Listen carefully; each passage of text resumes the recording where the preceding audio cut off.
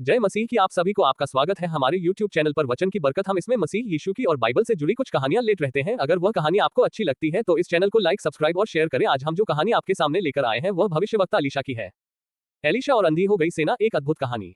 बहुत समय पहले इस्राएल देश में परमेश्वर का एक महान भविष्यवक्ता था। उसका नाम था एलीशा। परमेश्वर उसे विशेष बुद्धि और सामर्थ्य देता था जिससे वह ऐसी बातें जान लेता था जो आम इंसान नहीं जान सकता। उस समय इस्राएल के पड़ोस में अराम सीरिया का एक शक्तिशाली राजा था। वह बार बार इस्राएल पर हमला करने की योजना बनाता रहता था।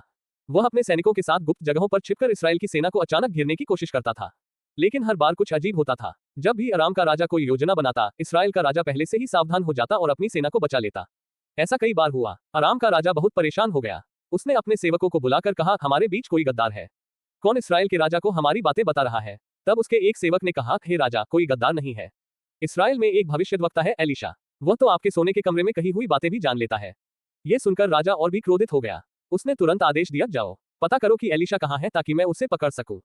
कुछ ही समय में खबर मिली, वह दोतान नाम के नगर में है। राजा ने तुरंत एक बड़ी सेना भेजी, घोड़े, रथ और सैनिकों के साथ, ताकि वे रात के समय जाकर एलीशा को घेर लें। सूर्योदय सुबह का डर और विश्वास। सुबह जब एलीशा का सेवक उठा और बाहर देखा तो वह डर से कांप गया। उसने देखा कि पूरा नगर दुश्मन की सेना से घिरा हुआ है। घोड़े, रथ और सैनिक हर तरफ खड़े हैं।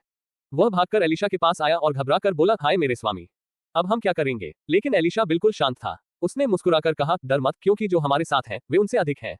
सेवक ये सुनकर और भी हैरान हो गया। उसे तो सिर्फ दुश्मन की सेना ही दिख रही थी। तब एलीशा ने प्रार्थना की, हे परमेश्वर, इसके आंखें खोल दे ताकि ये देख सके। और तभी परमेश्वर ने उस सेवक की आंखें खोल दी। उसने देखा कि पहाड़ चारों ओर आग के घोड़ों और रथों से भरे हुए हैं। ये परमेश्वर की स्वर्गीय सेना थी जो एलीशा की रक्षा के लिए खड़ी थी। अंधी हो गई पूरी सेना। जब अराम की सेना एलीशा को पकड़ने के लिए आगे बढ़ी, तब एलीशा ने फिर प्रार्थना की, हे परमेश्वर, इन लोगों को अंधा कर दे।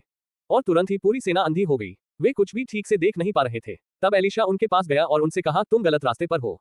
जिसे तुम ढूंढ रहे हो वह यहाँ नहीं है। मेरे पीछे आओ, मैं तुम्हें उस आदमी के पास ले चलूंगा। अंधी सेना को कुछ समझ नहीं आया और वे एलीशा के पीछे पीछे चल पड़े। दुश्मन को अपने ही शहर में ले जाना।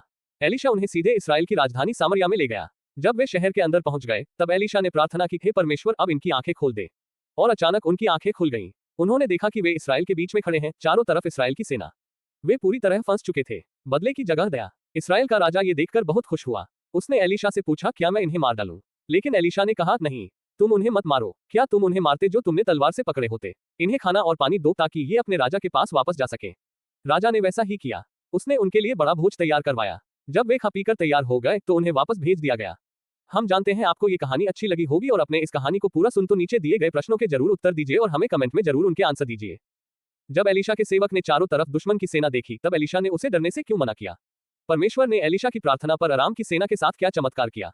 इस्राएल के राजा ने दुश्मनों को मारने की जगह उनके साथ क्या किया और इससे हमें क्या सीख मिलती है? आप सभी को जय मसीह की। हम ऐसे ही इंटरेस्टिंग वीडियोस लाते रहेंगे।